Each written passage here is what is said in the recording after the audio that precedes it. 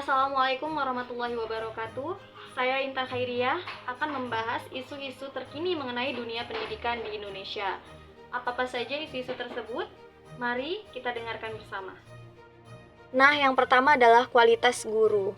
Kualitas guru di Indonesia ini masih sangat-sangat memprihatinkan, di mana guru-guru berkualitas masih sangat rendah.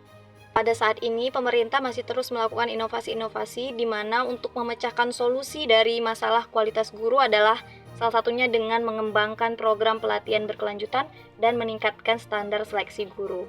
Meskipun ternyata setelah kita melakukan program-program tersebut, masih banyak sekali kita menemukan guru-guru yang belum berkualitas dan belum berkompetensi.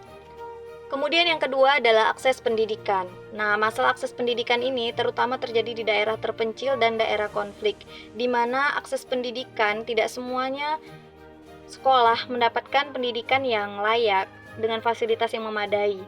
Nah, untuk itu solusinya adalah dengan membangun lebih banyak sekolah dan fasilitas pendidikan harus memadai serta menyediakan transportasi yang terjangkau bagi siswa.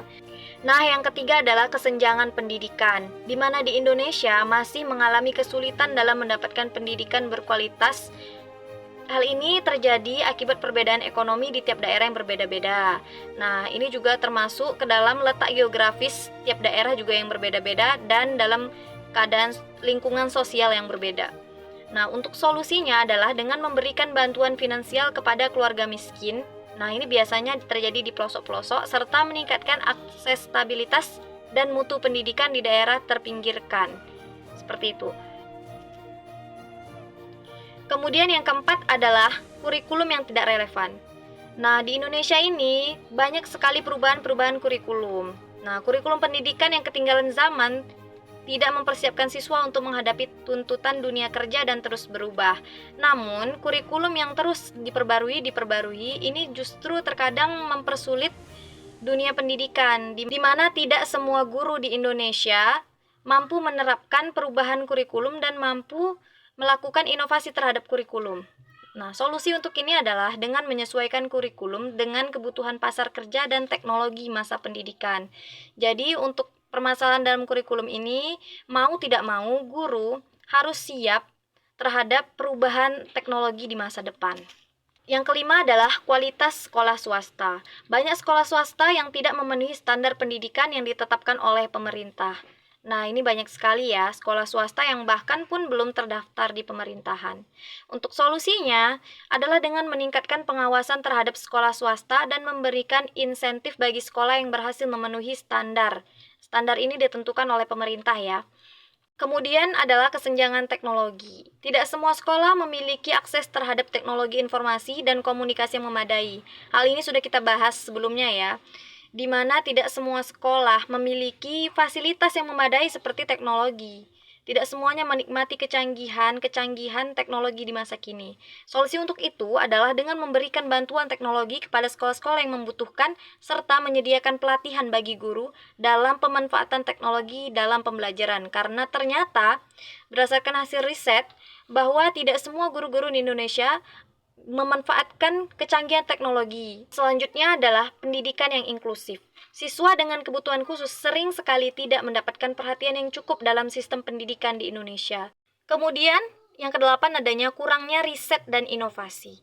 Nah, kurangnya investasi dalam riset pendidikan menghambat kemajuan sistem pendidikan.